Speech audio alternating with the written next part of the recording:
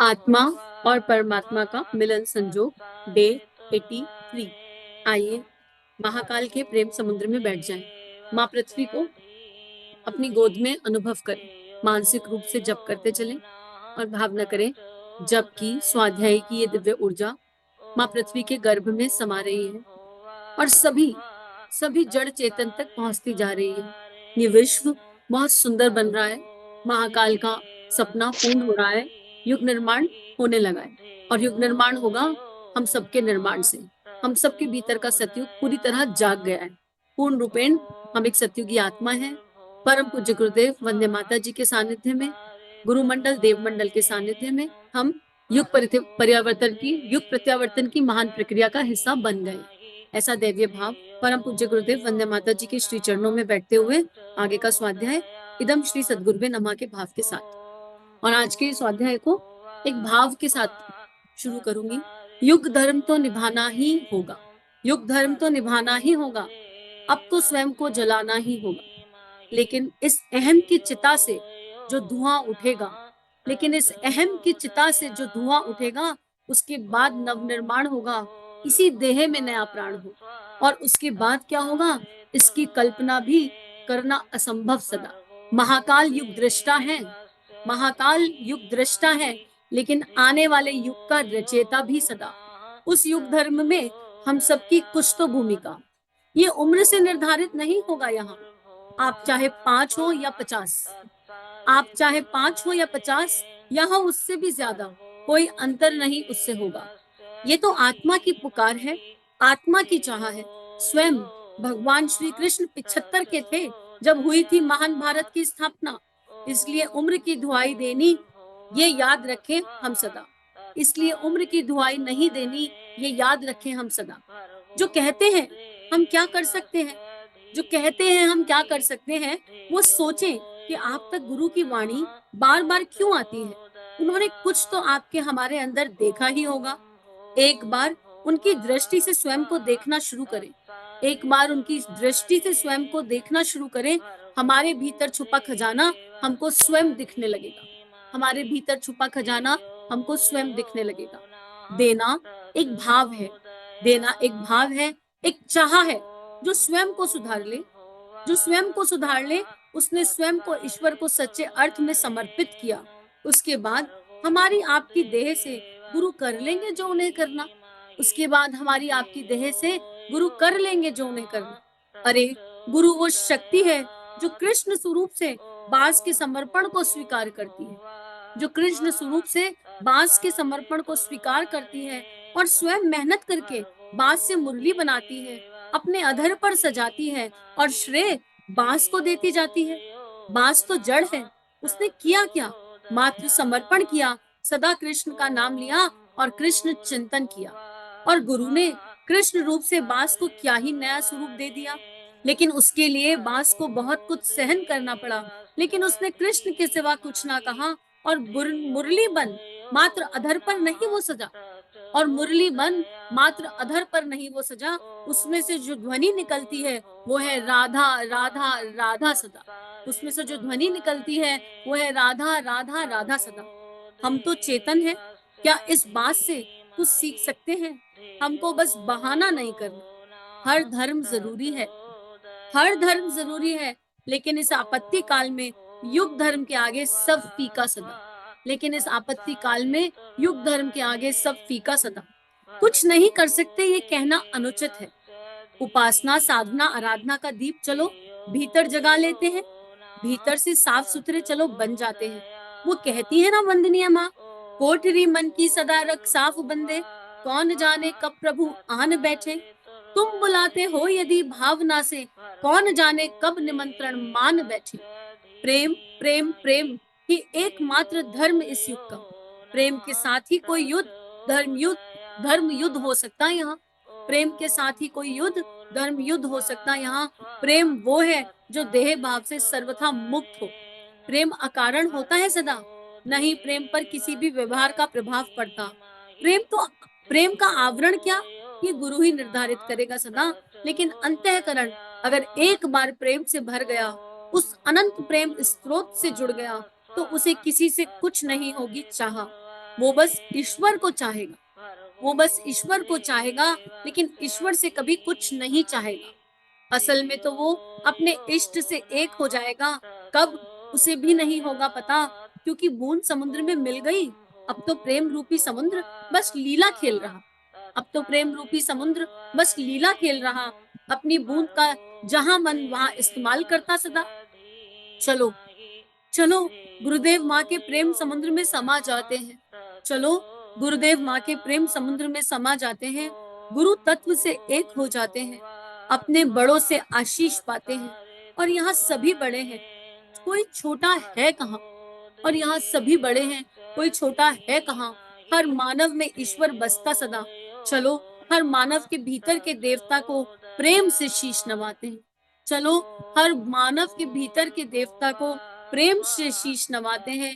महाकाल की युग प्रत्यावर्तन प्रक्रिया में चलो आहुति बन जाते हैं, महाकाल की युग प्रत्यावर्तन प्रक्रिया में चलो आहुति बन जाते हैं। जय महाकाल, जय महाकाल, जय महाकाल।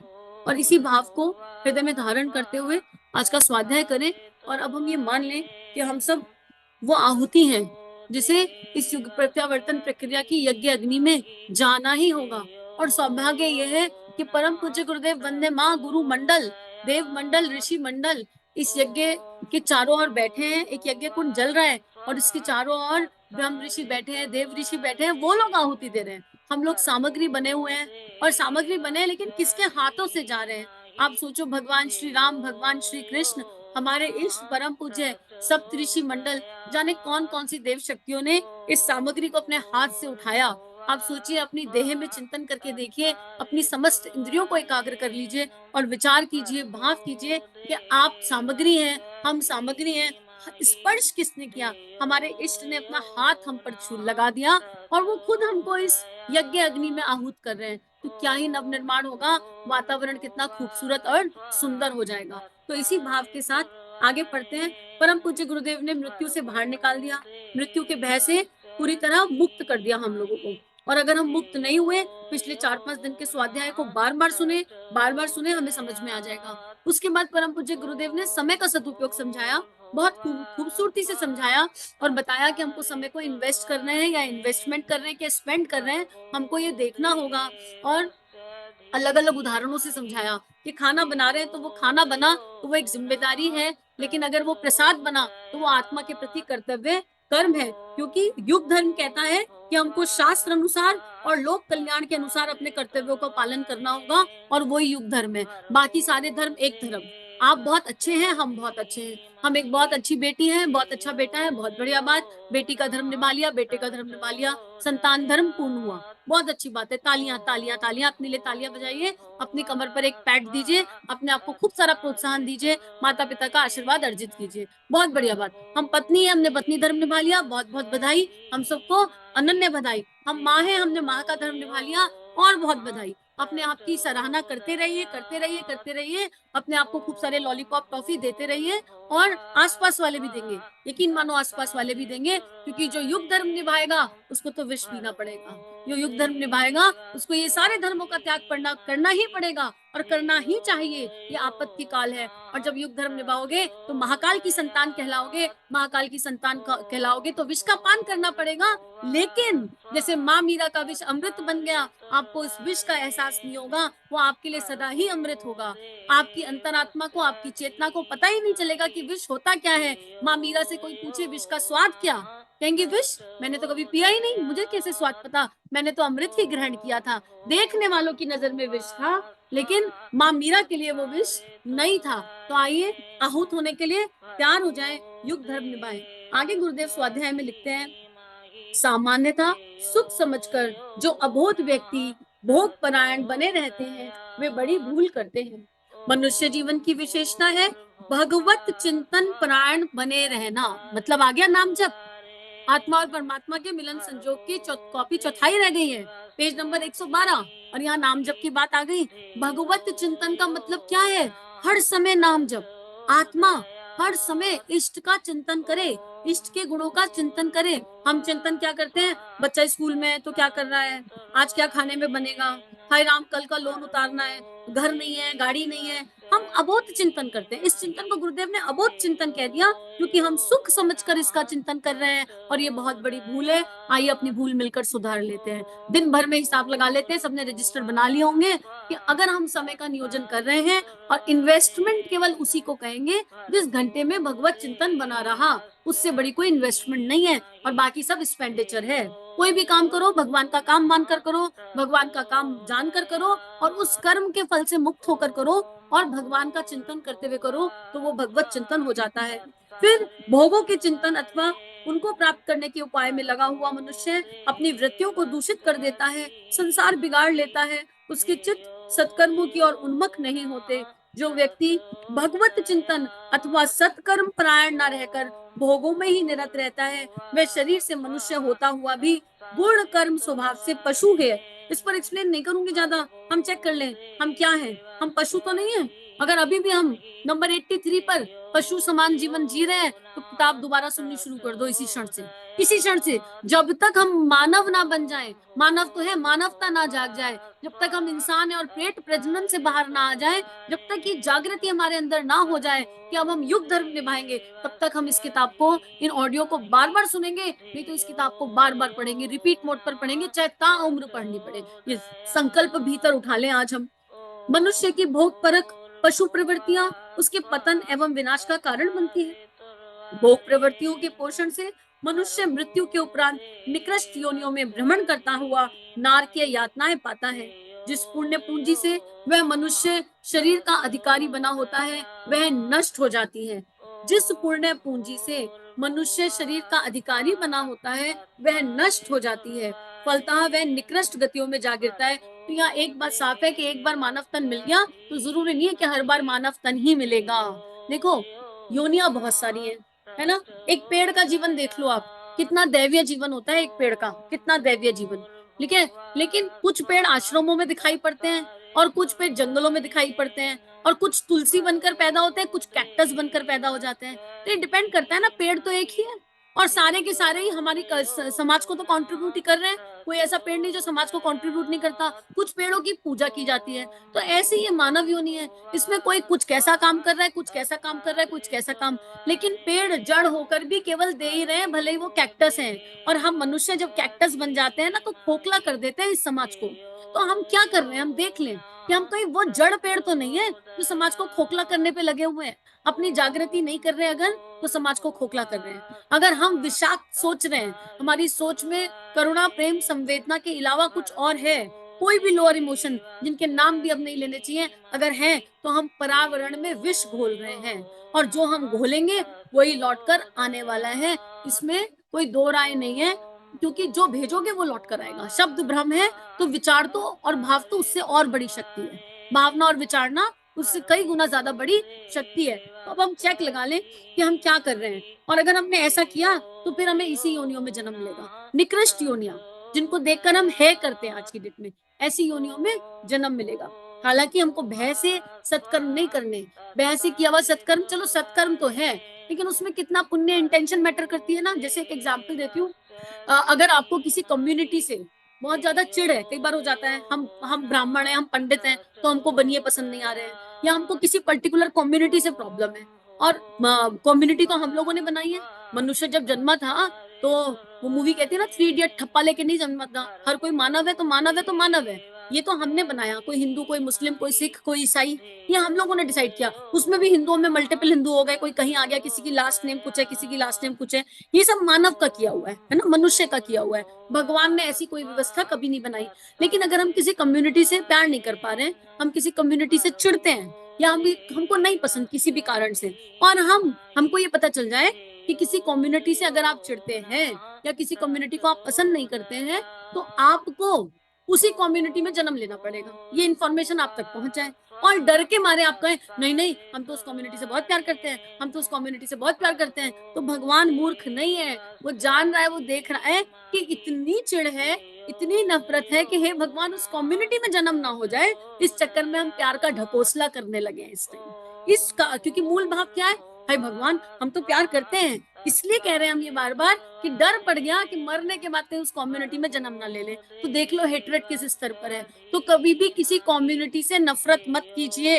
अगर आपके मन में हिंदू होने का गर्व करना है, इसमें कोई संशय नहीं, हिंदुत्व एक धर्म है, उसका गर्व करेंगे, सनातन धर्म इसका गर्व करेंगे। लेकिन सनातन धर्मी वो है जो सबसे प्रेम करता है, जो किसी से नफरत नहीं करता है। अगर सनातन धर्म को मानते हैं, अगर हिंदू होने की गरिमा को समझते हैं, अगर हिंदुत्व को हृदय में धारण किया है, तो किसी कम्युनिटी से नफरत नहीं करेंगे, किसी कम्युनिटी के लिए बुरा नहीं बोलेंगे, किसी कम्युनिटी के खिलाफ नहीं बोलेंगे, अपना दैवीय कर्म करेंगे और कुछ इस तरह करेंगे कि सब एक विश्व बन जाए, एक राष्ट्र बन जाए, वसुदैव कुटुंबकम हो जाए। आपके आसपास के लोग बिना ये देखे कि आप कौन सी कम्युनिटी के, आपके आसपास आने लग जाएं। मधुमक्खी शहद के पास अपने आप चली जाती है, मधुमक्खी ये नहीं सोचती है शहद किस घर में लगाए, है ना। लेकिन अगर हमारे मन में नफरत है, किसी कम्युनिटी के प्रति कोई गलत भाव है, तो विश्व धर्म हम नहीं निभा रहे हैं, क्षमा कीजिएगा। अपने हिंदू होने की गरिमा पर मान करना, अपने सनातन धर्मी होने की गरिमा पर मान करना, गायत्री माँ का बेटा होने की गरिमा पर मान करना, यज्ञ पिता है हमारे, इस पर मान करने का अर्थ ये नहीं है कि किसी कम्युनिटी से नफरत करें। ये गायत्री माता ने नहीं सिखाया, क्योंकि सभी गायत्री माता के बच्चे हैं, सभी यज्ञ पिता की संतान है। तो गुरुदेव यहाँ यही समझाना चाह रहे हैं कि छोटे से छोटा बुरा कर्म, कई बार हमने बहुत दैवीय कर्म किए होते हैं, पर एक छोटा सा अनजाना बुरा कर्म हमारे लिए अभिशाप बन जाता है। तो इस बात को सदा ध्यान रखेंगे। गुरुदेव लिख रहे हैं, मनुष्यतर योनि में जीव कर्म के अधिकारी नहीं होते, उन्हें अर्थात उन योनियों का भोग करना पड़ता है। कर्म का अधिकारी ना होने के कारण उन्हें किसी प्रकार का कर्म दोष लगने का प्रश्न ही नहीं उठता। अस्तु वह स्वभावता एक योनि में जाता हुआ 84 लाख के चक्करों को पार करता हुआ अंत में मनुष्य योनि के उस अंतिम अवसर पर आ जाता है, जिसमें वह कर्मों का अधिकारी होकर अपनी मुक्ति का प्रयास करता है। अब गुरुदेव ने इस प्रश्न का भी उत्तर दे दिया कि बाकी सारी योनियां आई कैसे, बनी कैसे। देखो, सबसे पहले तो इससे ही समझ में आ रहा है, सबसे पहले आत्मा को मनुष्य ही बनाया गया था। सबसे पहला जन्म मनुष्य स्वरूप में हुआ होगा, विजुलाइज कर लेते हैं, ऐसा मान लेते हैं। लेकिन मनुष्य स्वरूप में जन्म हुआ, यानी एक मानव का जन्म हुआ, और मानव मतलब देवता का जन्म हुआ। हमने अपने भीतर के देवता को पहले जन्म में ही मार दिया। जो इंद्रियां मिली, जिनसे भगवान का काम करना था, उनसे भगवान का काम नहीं किया, उन इंद्रियों के विषय में उलझ गए। फिर धीरे धीरे सतयुग को भूल गए, कलयुग भीतर आ गया। तो हमें कर्म एक ऐसी योनि मिली थी जहाँ नए कर्म बनने की कोई संभावना ही नहीं थी। फर्स्ट टाइमर में, जब हम फर्स्ट टाइमर थे, हमको शुरू से निष्काम करना था, लेकिन हम भूल गए, स्मृति चली गई और हम गोल गोल घूमते चले गए। और उसके करने के चक्कर में हम फिर से नीचे की योनियों में चले गए, वो योनि कोई भी हो। अब गुरुदेव कह रहे हैं बाकी हर योनि भोग योनि है, अब उसमें नया कर्म नहीं बनता। नया कर्म नहीं बनता ना, तो क्या हुआ, पहले मच्छर बने, मक्खी बने, नाली का कीड़ा बने, सुअर बने, गधे बने, कुछ कुछ बने, लेकिन गाय भी एक योनि है ना, पहुंच गए। धीरे धीरे ग्राफ ऊपर उठा, गौ बन गए। पेड़ भी एक योनि है जो दे रही है, ऐसी योनियां भी तो है जो दे रही है समाज को। वैसे तो हर जीव की अपनी वैल्यू है, कोई भी संसार में जीव ऐसा नहीं है जिसकी वैल्यू नहीं है। और धीरे धीरे मानव योनि तक पहुंचे। अब फिर से सुर दुर्लभ मानव तन मिला, अब निष्काम कर्म करेंगे, यही प्रॉमिस कर कर आए थे। हे भगवान, इतनी योनियों के चक्कर में घूमना पड़ा था, अब तो अच्छा काम करेंगे, बढ़िया बढ़िया वाला काम करेंगे, अच्छा सब कुछ सही करेंगे। लेकिन भटक गए। कुछ इनबॉर्न फोल्डर, उन योनियों के संस्कार, कुछ पेरेंटल फोल्डर, कुछ सोशल फोल्डर, और अपना सेल्फ का फोल्डर, अपनी आत्मा का फोल्डर, वो गायब। और जब किसी ने दरवाजा खटखटाया, नॉक नॉक, तो अगर 5 साल के बच्चे को ऐसी बातें समझाना शुरू कर दो, बेटा सबको सॉरी बोलो, सबको थैंक यू बोलो, ऐसा करो, तो माएं खड़ी हो जाती हैं। अरे छोटा बच्चा, इसको इतना ज्ञान देने की क्या जरूरत है, हम एज अ पेरेंट ही जागरूक नहीं है। तो हम 5 साल के बच्चे की उम्र तो कुछ, उनको तो उम्र ही नहीं समझते, सोचते नन्ना सा बालक है 5 साल का। अरे गर्भ में अभिमन्यु ने सब कुछ सीख लिया, कैसे 5 साल का बालक छोटा बालक है। आप गर्भ से संस्कार देना शुरू कर दो बच्चे को, ना एक दैवीय संतान का जन्म हो जाए। जब अभिमन्यु गर्भ में सब सीख सकता है, हमारा बालक क्यों नहीं सीख सकता। जन्म के साथ ही, जब बच्चा पहली बार जन्म ले रहा है, उसको जन्म के साथ ही अच्छी अच्छी बातें सुनाओ, उसको भगवत गीता सुनाओ, श्रीमद् रामचरितमानस सुनाओ, उनकी कहानियां सुनाओ। छोटे बच्चे, जिनको हम 1 महीने का कहते हैं, 1 दिन का कहते हैं, वो भी समझते हैं, यकीन मानो वो समझते हैं। आप अगर आसपास में कोई रायता फैला रहे हैं ना, कोई गंदगी मचा रहे हैं, हस्बैंड वाइफ झगड़ा कर रहे हैं, घर का वातावरण अच्छा नहीं है, और आप सोच रहे हैं 1 महीने का बच्चा, उसको क्या पता चलेगा। उसको सब समझ में आता है, उसको सब पता चलता है। और क्योंकि जब तक उसने अन्न नहीं खाया, तब तक तो उसकी आत्मा रोती कलपती रहती है, हाय प्रभु मैं कहाँ आ गया, हाय भगवान ये क्या हो गया। इस धरा पर ये फोल्डर ऐसा है, और जब ये लोग मुझे अन्न खिलाएंगे तो मेरी ये स्मृति भी चली जाएगी रही सही, और मैं इनके जैसा बन जाऊंगा। तो यकीन मानो, जो 6 महीने की, 8 महीने की, 10 महीने की चेतनाएं हैं, जो न्यू बॉर्न बच्चे हैं, वो सब समझते हैं, और सोता हुआ बच्चा ज्यादा ग्रहण करते हैं। सोता हुआ बच्चा ज्यादा ग्रहण करता है। हम लोग भी सुप्त अवस्था में ज्यादा जागरूक होते हैं, हमारा कारण शरीर ज्यादा जागरूक होता है। तो एक अवेयर जीवन जीने की आवश्यकता है, एक्सट्रीम अवेयर जीने की।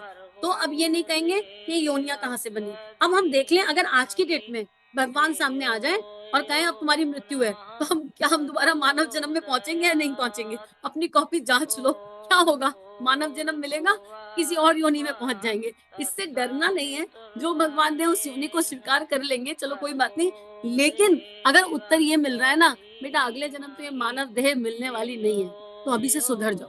अरे भय से सुधर जाओ, कोई प्रॉब्लम नहीं। फियर से सुधरे, फियर से किया काम तो अच्छा किया, कोई दिक्कत वाली बात नहीं है। लेकिन एनालिसिस कर लो। इस समय महाकाल सामने खड़े हैं और कह रहे चलो तुम्हारी कॉपी जांचेंगे, तुम्हारा खाता पूरा हो गया, तुम्हारी कॉपी जांचनी है। अब ये जचती हुई कॉपी है, कॉपी चेक हो रही है, और हर पन्ना खुलता जा रहा है जीवन का। 1 साल, 2 साल, 3 साल, 4 साल, जितने साल के ना, हर पन्ना खुलता जा रहा है। बेटा अगर सत्कर्म नहीं होंगे ना, तो भूत पिशाच आगे आगे नाचेंगे, और योनि कौन सी देंगे वो पता नहीं चलेगा। तो अगर अब इस पल ऐसा लग रहा है मानव जन्म नहीं मिलने वाला है, तो इस पल सुधर जाते हैं, और इस क्षण से संकल्प लेते हैं कि वही कर्म करेंगे कि वापस पुनः भगवान के खेत में काम करने आए। जिस भी योनि में आए वो भगवान की इच्छा है। अब जो भूल हो गई सो हो गई, अपने कर्म के फल को तो भुगतना ही पड़ेगा, इट इज ओके। लेकिन हे प्रभु, हमें तुम किसी भी योनि में जन्म दे दो, हमें तुम कहीं भी ले आओ, कैसा भी ले आओ, लेकिन हम तुम्हारा नाम ना भूलें, हम तुम्हारा नाम ना भूलें। और यहाँ पर याद करें हम उस कौवे को। कौन से कौवे को? उस कौवे को जिसने राम कथा कहने के लिए, काकभुशुंडी जी, जिन्होंने राम कथा कहने के लिए उस कौवे के शरीर को प्यार किया, बहुत प्यार किया। मैं इसको नहीं त्यागूंगा, क्योंकि मुझे राम तो यहीं से प्राप्त हुए हैं। तो किसी योनि से चिढ़ नहीं करनी। प्रेम एक ऐसी चीज है जो हर किसी से प्रेम करा देती है। बह नहीं रखना, लेकिन जागरूक जीवन तो जीना ही पड़ेगा। ये तो महाकाल की पुकार है, और आत्मा और परमात्मा का मिलन संजोग करना है, तो फिर ये मैंडेटरी है, ये तो वैल्यूज और प्रिंसिपल्स हैं इसके। अब आगे गुरुदेव लिख रहे हैं, अब क्या करना है? अब ये करना है कि 84 लाख का चक्कर समझ में आ गया, और अब ये भी पता चल गया कि किस योनि में अपनी कॉपी जांच ली। तो अब मानव जीवन सुविधा के कारण अन्य पशु पक्षियों की तरह कर्म फल से मुक्त नहीं हो पा रहा है, क्योंकि मानव जीवन को बहुत सारी विवेक मिली है, सुख सुविधाएं मिली है, तो यहाँ कर्म का फल बनेगा। अब ये मनुष्य के अपने हाथ की बात है कि वे सुकर्मों द्वारा अपनी मुक्ति का प्रयत्न करें, अथवा कुकर्मों के फेर में पड़कर पुनः 84 लाख के चक्कर में लौट जाए। इस प्रकार मानवेतर योनियों का भ्रमण जीव की प्रगति का सूचक है, जिसकी पराकाष्ठा मानव योनि की प्राप्ति है। जबकि मानव की मृत्यु उसकी मुक्ति अथवा अधम योनियों में पुनः पतन का हेतु होती है। तो मनुष्य योनि में आकर जीव या तो अपने सत्कर्मों द्वारा भगवान को प्राप्त करके मुक्त हो सकता है, अथवा बुरे कर्मों, असत कर्मों द्वारा गिरकर फिर अधोगति में चला जाता है। इस प्रकार मनुष्यतर प्राणियों की मृत्यु साधारण प्रगति मात्र होती है, और मनुष्य की मृत्यु या तो उसके चरमोत्थान का हेतु बनेगी, अथवा परमात्मा की। तो मृत्यु के बाद या तो उत्थान ही होगा, परमात्मा की प्राप्ति हो जाएगी, या माइनस में चले जाएंगे। और एक और रास्ता है निष्काम कर्म। ये सबसे सबसे जो ब्यूटीफुल रास्ता है ना मानव योनि, उभय योनि है। उभय योनि है।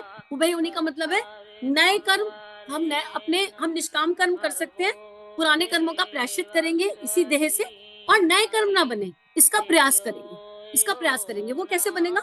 निष्काम कर्म मतलब कर्म करो और फल की इच्छा मत करो, बिल्कुल डिटैच हो जाओ परिणाम से, एकदम डिटैच। और कर्म भी इंटेंशन देखो, कर्म करते हुए केवल प्रेम, एक ऊर्जा होनी चाहिए प्रेम की, एक ऊर्जा होनी चाहिए शरणागति की, एक ऊर्जा होनी चाहिए भगवान का काम कर रहे हैं बस, और कोई भाव ही ना हो, कोई नहीं, ना कोई लालच, ना कोई मोह, ना कोई आसक्ति, बस क्योंकि मानव देह में आए हैं और कर्म करना ही है। कर्म तो भावनाओं से भी बन ही रहा है ना, हर समय बन रहा है। तो जैसे फॉर एग्जाम्पल बच्चा पाला, तो निष्काम भाव से बच्चा पालेंगे, ठीक है, भगवान ने ये जिम्मेदारी दी है, इस जिम्मेदारी को आत्मा का कर्तव्य बनाएंगे, आत्मा का कर्तव्य बना के भगवान के बच्चे को बिल्कुल अपने बच्चे की जैसा पालेंगे, आत्मा का कर्तव्य मानकर। अगर जिम्मेदारी होगी तो क्या होगा? मेरे बुढ़ापे का सहारा। फिर बच्चे बड़े हो गए, कहना नहीं मान रहे, तो उससे सुख दुख। अगर हमने कर्म के परिणाम को अपने जहन में रखा तो हमको सुख दुख होता है, उससे हमको उससे दिक्कत होती है। जैसे फॉर एग्जाम्पल बच्चा हुआ और आपके मन में, आपने निष्काम भाव से बच्चा पाला, चलो मान लिया, लेकिन आपके मन में ये मेरा बच्चा बड़े होके डॉक्टर बने। अब आपने मन में, आपकी खुशी कहाँ है? 25 साल बाद बच्चे के डॉक्टर बनने में आपकी खुशी छुपी बैठी है। अब बच्चा हुआ, लेकिन बच्चे को तो कलाकार बनना है, उसको तो राइटर बनना है। अब डॉक्टर और राइटर में तो बहुत अंतर है। डॉक्टर तो कितना ही पैसा कमाता है, राइटर का क्या पता। कितने लोग राइटर को पूछ रहे हैं, बहुत कम है कंपेरेटिवली। अब परम पूज्य गुरुदेव जैसे लेखनी थोड़ा ना है, प्रेम भरी लेखनी। तो बच्चे ने कहा मुझे राइटर बनना है। अब यहीं से कलेश शुरू हो जाते हैं। अगर आप निष्काम काम कर्म कर रहे होंगे तो आप बच्चे पर अधिकार नहीं करेंगे। तुझे जो बनना है भाई तू वो बन, हम सपोर्टिंग सोल हैं, हम तेरा सपोर्ट करेंगे। अब उसमें सेकंड पैरामीटर ये आ जाता है, चलो हम सुलझे हुए पेरेंट्स हैं, हमको समझ में आ गया कि हमारा बच्चा डॉक्टर नहीं बनना चाहता है और वो राइटर बनना चाहता है। तो हम सुलझे हुए पेरेंट हैं, हमने उसको सारी सुख सुविधाएं जो हमारी व्यवस्था के अंतर्गत थी, हमने सब प्रोवाइड करा दी। अब अगर यहाँ पर भी काम होगा और बच्चा मान लो 10 साल 5 साल उसमें इन्वेस्टमेंट करे राइटर बनने के लिए, और 5 साल बाद कहे नहीं मुझसे तो राइटर भी नहीं बना जा रहा, और अगर आपको यहाँ सुख दुख हो गया और आपने ये कह दिया पलट कर, अरे हम तो चाहते थे तू डॉक्टर बने, हमने तेरे लिए सारी व्यवस्था बनाई, तुझे राइटर बनाने के लिए इतने एफर्ट कर दिए, इतना पैसा लगा दिया, अब तू कह रहा है तुझे राइटर नहीं बनना, ऐसे थोड़ा ना होगा, जीवन अंधकार में चला जाएगा। मतलब निष्काम कर्म नहीं था, रिएक्शन आ गया ना, एकदम तुरंत रिएक्शन आ गया। हमने जब उसको सपोर्ट किया था, सपोर्टिंग सोल बने थे हम सपोर्टिंग सोल हैं, तो हमने ये कंडीशन क्यों रखी थी कि राइटर के लिए हम सपोर्ट कर रहे थे, बन ही जाएगा। बच्चे की चाह थी और हमने उस चाह में उसको सपोर्ट किया, लेकिन इसका मतलब ये थोड़ा ना वो आत्मा कुछ करेगी ही नहीं अच्छा। अरे उसको मोटिवेट करो, उसका कारण जानो, बेटा क्या बात हो गई, क्या दिक्कत हो गई, इतनी मेहनत करी तुमने, अपने 5 साल इन्वेस्ट किए, हम तुम्हारे साथ हैं, तुम जो करना चाहो हम तुम्हारे साथ हैं, हमेशा तुम्हारे साथ रहेंगे। तुम बताओ देर तो कभी होती ही नहीं, हम भावनाओं के रूप से बच्चे को संबल दें, बच्चे का सपोर्ट करें और फिर उसको उसके लक्ष्य के प्रति जागरूक करें। देखो तुम्हारी आत्मा की पुकार राइटर बनना है, तुमने इसमें 5 साल लगा दिए हैं, तुमको ये करना ही चाहिए, ट्राई करके देखते हैं, हम तुम्हारे साथ हैं, तुम्हारे कुछ जो भी प्रॉब्लम आ रही है हम सपोर्ट करेंगे। अगर हम ये रोल प्ले कर रहे हैं तो हम निष्काम की तरफ थोड़ा थोड़ा चल रहे हैं, लेकिन अगर हम इससे ऊपर नीचे हो रहे तो नहीं चल रहे। अब बच्चा ये कहते नहीं मैंने करके देख लिया, मुझे नहीं करना है, मुझे समझ में आ गया मैं राइटर नहीं बन सकता, क्या करोगे, मैं एक साधारण सी नौकरी करके एक अच्छा इंसान बनना चाहती हूँ। बस गई भैंस पानी में। अरे नौकरी में क्या रखा है, साधारण इंसान बनने में क्या रखा है। बच्चे ने साधारण इंसान नहीं कहा, मैं अच्छा इंसान बनना चाहता हूँ। इस दुनिया में अच्छे इंसानों की कमी है, अच्छे इंसानों की फैक्ट्री चाहिए, एक ऐसी फैक्ट्री होनी चाहिए जिसमें से ट्रांसफॉर्म किया और बाहर से अच्छा इंसान निकल जाए, पीछे से घुसाया बाहर से आउटपुट आए तो अच्छा इंसान आए। अरे आपका बच्चा कह रहा है उसे अच्छा इंसान बनना है, तो उसको बताओ अच्छा इंसान बनने के लिए आत्म जागृति की आवश्यकता है, अच्छा इंसान बनने के लिए मैं क्या हूँ जानने की आवश्यकता है, चल इस दिशा में चलते हैं।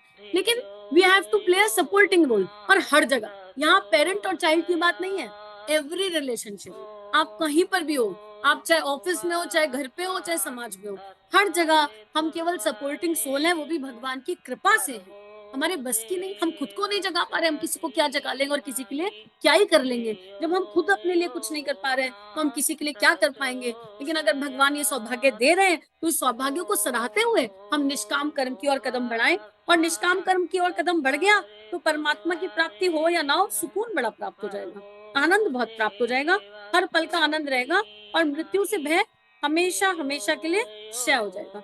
चलो इस स्वाध्याय को परम पूज्य गुरुदेव वंदे माता जी के श्री चरणों में रखते हैं, और भूलेंगे नहीं हम कौन है। हम कौन है, हम वो सामग्री है जिसे देव शक्तियों ने उठा रखा है अपने हाथ में, और यज्ञ कुंड सामने है, युग धर्म रूपी यज्ञ कुंड सामने है, और देव शक्तियां अपने अनुसार हम लोगों की आहुति उस युग धर्म के यज्ञ कुंड में देना चाहती है। अगर ये मानव देह रूपी सामग्री उछली कुदली और गुरु के हाथों से छूटने का प्रयास किया तो गुरु क्या करेगा, कुछ नहीं कर सकता। ठीक है बेटा जाओ, जबरदस्ती थोड़ा ना तुमको डाल दूंगा इसमें, जाओ तुम्हारी जो इच्छाएं हैं ले लो, अनुदान वरदान ले लो मुझसे और जाओ आगे बढ़ो। तो चॉइस हमारी होगी, कूदना नहीं है ना, इधर उधर भागना भी नहीं है, बस स्थिर होकर बैठना है और इसका आनंद मनाना है कि हम सप्तऋषियों के हाथों में हैं, हम वंदनीय माँ के हाथों में हैं, हम देव ऋषियों के हाथों में, हम जगत गुरु के हाथों में हैं, हम भगवान शंकर के हाथों में, माँ पार्वती के हाथों में, अपने इष्ट के हाथों में। तो विजुलाइज कर लीजिए और हमेशा जीवन ऐसे ही बिताएंगे। आज संकल्प कर लें कि हर समय ये सोचेंगे कि हम तो युग धर्म के लिए ही जन्म लिए, हमारा जन्म लेने का उद्देश्य ही ये है कि युग धर्म में अपनी भूमिका निभाएं, जो भी भूमिका भगवान ने दी है बस वो निभाएं। आज की बात ये अफर्मेशन है, रोज सुबह उठते ही बोलेंगे हे महाकाल मानव देह मिली है, इसलिए हम युग धर्म में अपनी भूमिका आपकी इच्छा से निभा पा रहे हैं, हम आपकी आहुति बनने के लिए तैयार हैं, तैयार हैं, तैयार हैं। इसी भाव के साथ आज का स्वाध्याय गुरु चरणों में अर्पित समर्पित। इदम श्री सद्गुरुवे नमः, इदम श्री सद्गुरुवे नमः, इदम श्री सद्गुरुवे नमः। हमारे YouTube चैनल को सब्सक्राइब कीजिए और बेल आइकन पर क्लिक कीजिए ताकि आने वाली सभी वीडियो की नोटिफिकेशन आपको मिलती रहे। आप सभी को बहुत बहुत थैंक यू।